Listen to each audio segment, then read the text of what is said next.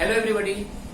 आज के लेक्चर में हम बात करेंगे कर्व के किसी भी पॉइंट पर टेंजेंट की लेंथ, सब टेंजेंट की लेंथ, नॉर्मल की लेंथ और सब नॉर्मल की लेंथ कैसे निकालते हैं, है ना। और उनका बेस्ड कुछ प्रॉब्लम भी करेंगे, तो समझते हैं। चलिए, जैसे कोई कर्व आपको गिवन है ना, और इस कर्व पर मैंने कोई भी पॉइंट पिक कर लिया पी एक्स वाई। अब इस कर्व पर मैंने टेंजेंट ड्रॉ कर ली, पीटी इज टेंजेंट। इस पर मैंने एक नॉर्मल ड्रॉ कर लिया पीजी। इस पॉइंट को एक्स एक्सिस पर प्रोजेक्ट कर दिया। सपोज करिए this intersection point is M, है ना। अच्छा, अगर ये पॉइंट एम है तो ऑब्वियसली ये हाइट होगी बाई, क्योंकि कोऑर्डिनेट एक्स वाई लिया है, और बेस की लेंथ हो जाएगी एक्स।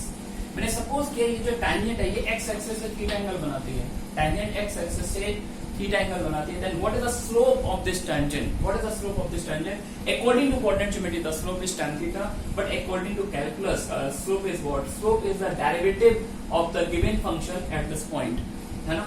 तो कैलकुलस के अकॉर्डिंग स्लोप होगा dy by dx at the point P। हम लोगों ने पढ़ा था कि किसी भी पॉइंट पर जो डेरिवेटिव होता है वो उस पॉइंट पर टेंजेंट के स्लोप को रिप्रेजेंट करता है।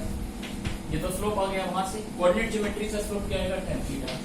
It means whenever and wherever required we can use this result. dy by dx at the point P is what? tan theta. चलिए अब 1 by 1 चलते हैं। पहला पॉइंट, अगर मुझे टेंजेंट की लेंथ निकालनी है तो टेंजेंट की लेंथ का मतलब टेन, वैसे तो टेंजेंट इनफाइनाइट लेंथ की होती है भाई, इधर भी इनफाइनाइट तक जा रही है, इधर भी इनफाइनाइट तक जा रही है। लेंथ ऑफ टेंजेंट की बात की जाए तो इसका मतलब है टेंजेंट का वो पार्ट जो कर्व और एक्सिस के बीच में इंटरसेप्टेड है। कर्व का वो टेंजेंट का वो पार्ट जो कर्व पॉइंट ऑफ टेंजेंसी और एक्सिस के बीच में इंटरसेप्टेड है, इस पार्ट को बोलते हैं लेंथ ऑफ टेंजेंट, यानी PT is the length of tangent, है ना। तो पीटी मुझे निकालना है, और पीटी में कैसे निकालूंगा? Using triangle PTM. Using triangle PTM. PT देखिए क्या, पीटी है हाइपोटेन्यूस। हाइपोटेन्यूस एंगल के सामने रिलेशन परपेंडिकुलर, तो hypotenuse equals to perpendicular cosec theta. सही है बच्चों। अच्छा, कॉसेक थीटा तो नहीं पता, tan थीटा की वैल्यू मैं जानता हूं dy by dx के टर्म में, तो कॉसेक थीटा को मैं लिख सकता हूं √1 प्लस cos स्क्वायर थीटा। सही है बच्चों। अच्छा, tan थीटा का dy by dx है तो cot थीटा क्या हो जाएगा? dx by dy, या फिर 1/dy by dx भी बोल सकते हैं। तो आप इसको cot थीटा बोल दीजिए dx by dy, है ना। बाहर नोट इसलिए लगा देंगे क्योंकि हो सकता है यार ये कर्व नीचे बना हो, y कोऑर्डिनेट नेगेटिव आ रहा हो, तो टेंजेंट एक लेंथ है, it can never be negative, ऐसे भी लिख सकते हैं। और कुछ लोग इसको ऐसे लिख देते हैं कि cot थीटा को लिखते हैं 1/dy by dx। तो 1/dy by dx का होल स्क्वायर करेंगे तो ये बन जाएगा dy by dx of whole square plus 1 और इसका स्क्वायर तो नीचे भी dy by dx आ जाएगा,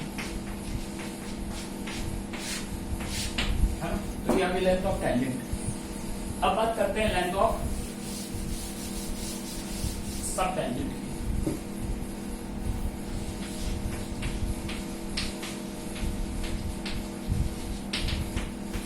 तो पहले सारा बता देते हैं आपको। देखिए, पॉइंट और यहां से टेंजेंट का वो पार्ट जो कर्व एक्सिस के बीच, उसे बोलते हैं length of tangent. Similarly point और एक्सिस के बीच जो नॉर्मल का इंटरसेप्टेड पार्ट होता है पीजी, पीजी को क्या बोलेंगे? लेंथ ऑफ नॉर्मल, ठीक है ना। अच्छा, इस पॉइंट को जब मैंने एक्सिस को प्रोजेक्ट किया था तो इस पॉइंट से टेंजेंट के फीट की जो डिस्टेंस होती है, इस पॉइंट एम से टेंजेंट के फीट की जो डिस्टेंस होती है, that is known as length of subtangent, यानी एमटी क्या हो गया? Length of subtangent. और इस पॉइंट से नॉर्मल के फीट की जो डिस्टेंस होती है एमजी, एमजी को क्या बोलेंगे? सब नॉर्मल। तो अगर मुझे सब टेंजेंट निकालनी, सब टेंजेंट मतलब टेंजेंट के फीट की पॉइंट एम से डिस्टेंस एमटी निकालना है, तो using the same triangle, using triangle PTM, MT निकालना है। तो base equals to perpendicular cot theta, mt equals to y cot theta. अब cot थीटा क्या होता है? 1/dy by dx, y/dy by dx। ये सब टेंजेंट आ गया। Third, normal. नॉर्मल मतलब पीजी निकालना है ना। तो यूजिंग ट्रायंगल पीएमजी, है ना, पीजी निकालना है। थोड़ा सा काम कर लेते हैं। ये थीटा है, ये 90 है, तो ये एंगल कितना हो? 90 माइनस थीटा। पूरा एंगल 90 है तो ये एंगल क्या होगा थीटा, ये थीटा है तो मुझे चाहिए क्या एंगल का मतलब हाइपोटेनियस निकालना है, एडजेसेंट साइड पता है तो hypotenuse equals to PM sec theta है ना। पीएम का अमाउंट कितना है वाई और सेक थीटा को लिख सकते हैं √1 प्लस tan स्क्वायर थीटा। तो नॉर्मल की लेंथ आगे y √1 प्लस dx का whole square, this is the length of normal है ना। लास्ट पार्ट बचा हुआ है सब नॉर्मल।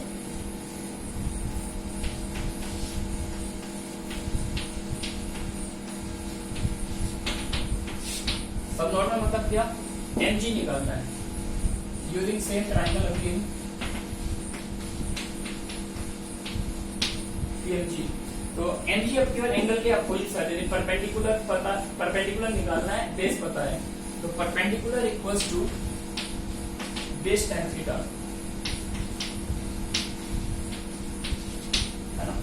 तो दिस इम्प्लाइज mg बच्चों क्या आ गया, pm की लेंथ कितनी y tan theta means y divide by d। फिर से बाहर लेंथ निकाल रहे हैं, इसके मॉड लगा दिया, length can never be negative, ठीक है ना। चलिए कुछ एक दो प्रॉब्लम कर लेते हैं इनको फिर।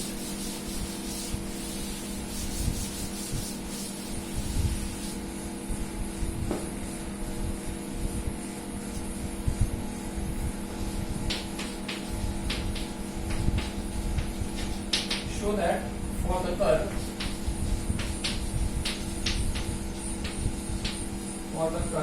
by square equal to x plus a का whole cube, the ratio of the square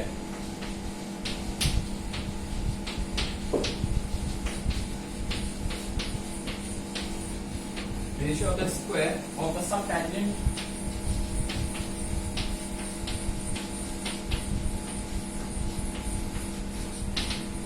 ratio of the square of the subtangent and the subnormal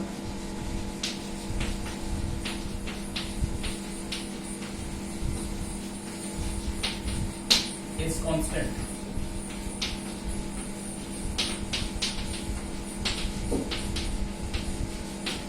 Find that constant.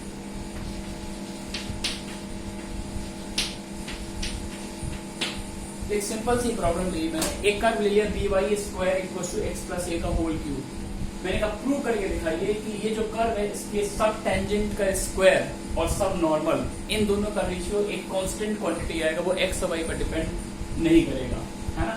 चलिए प्रूव करते हैं। तो सबसे पहले तो डी बाई डी एक्स निकाल लेते, डिफरेंशिएट कर लेते हैं 2dy into dy by dx equal to 3 times x plus a का whole square. This implies what is the value of dy by dx from here?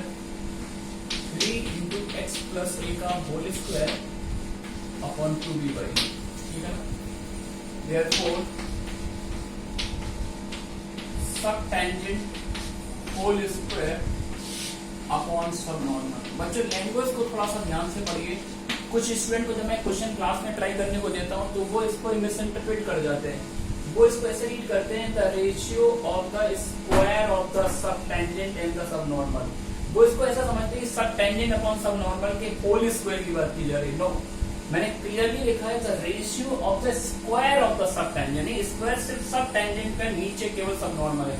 अगर मैं लिखता कि the ratio of the square of the ratio of सब tangent and सब normal is constant, तो whole square आएगा, है ना। तो ये लैंग्वेज थोड़ा ध्यान से पढ़ना है।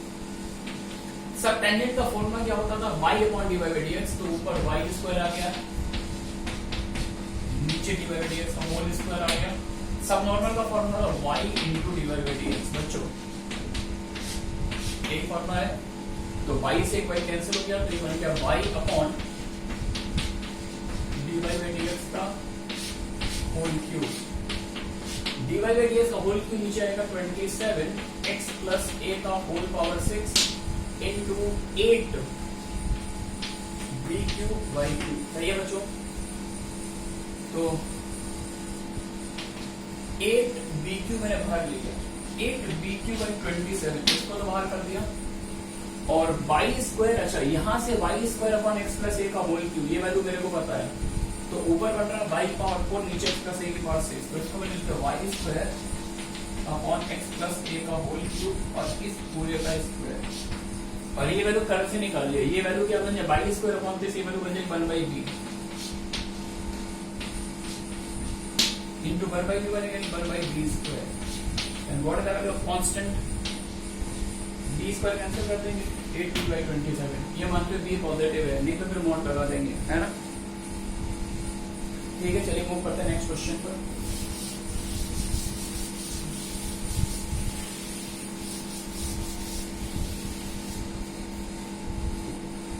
Next question,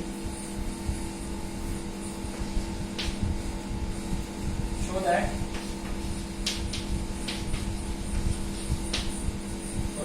at any point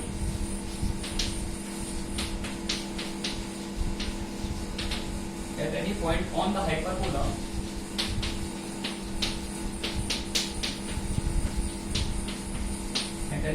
hyperbola xy equals to c square, the subtangent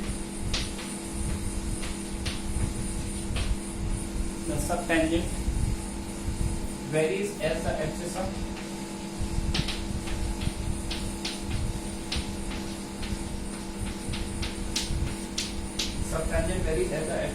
end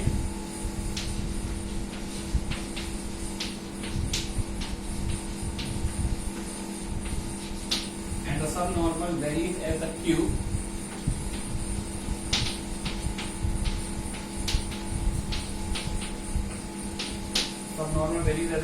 of the ordinate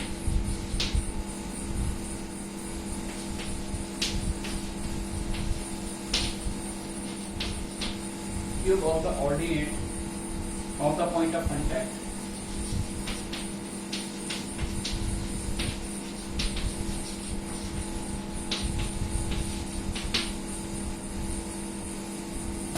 ये क्वेश्चन है, एक कर्व दे रखा है, हाइपरबोला दे रखा है xy equal to c square, और मैंने आपसे कहा कि प्रूव करिए इस कर्व के किसी भी पॉइंट पर the subtangent varies as the axis of, मतलब किसी भी पॉइंट पर जो सब टेंजेंट की लेंथ होती है वो इसके एक्स कोऑर्डिनेट के डायरेक्टली प्रोपोर्शनल होती है, and the subnormal varies as the cube of the ordinate of the point of contact, और सब नॉर्मल जो है वो वाई कोऑर्डिनेट जो दे रखा है, जो ऑर्डिनेट दे रखा है उसके क्यूब के अकॉर्डिंग वेरी करता है। चलिए सिंपल सी प्रॉब्लम है, कर लेते हैं। सबसे पहले तो dy by dx निकाल लेते हैं, इस कर्व को डिफरेंशिएट कर लेते हैं। Product rule first function as it is y का derivative dy by dx plus second function as it is x का डेरिवेटिव 1 इक्वल्स टू 0। तो यहां से dy by dx हमने निकाल लिया, dy by dx बच्चों क्या आ गया minus y upon x, dy by dx क्या आ गया आपके पास minus y upon x, therefore सब टेंजेंट में क्या बोला था y अपॉन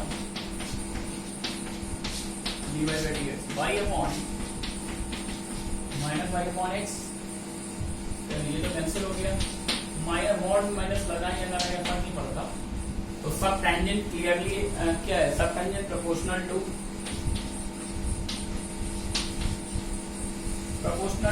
x बोल दो या मॉड x, एक ही बात है कि मॉड तो सिर्फ साइन बताता है, ठीक है ना, तो x कोऑर्डिनेट के प्रोपोर्शनल है।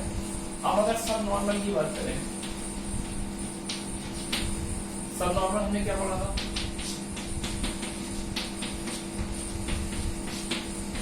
y into dy by dx, तो y into dy by dx is what minus y over x,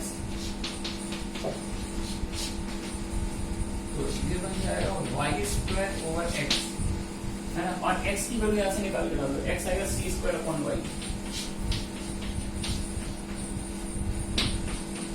तो y की बात है, ये पूरा कांस्टेंट है,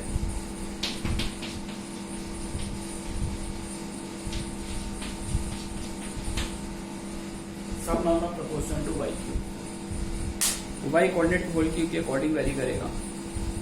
तो आज बस यहीं तक रखते हैं, नेक्स्ट लेक्चर में हम कवर करेंगे आपका रेट मेथड, ठीक है ना। Thanks for watching.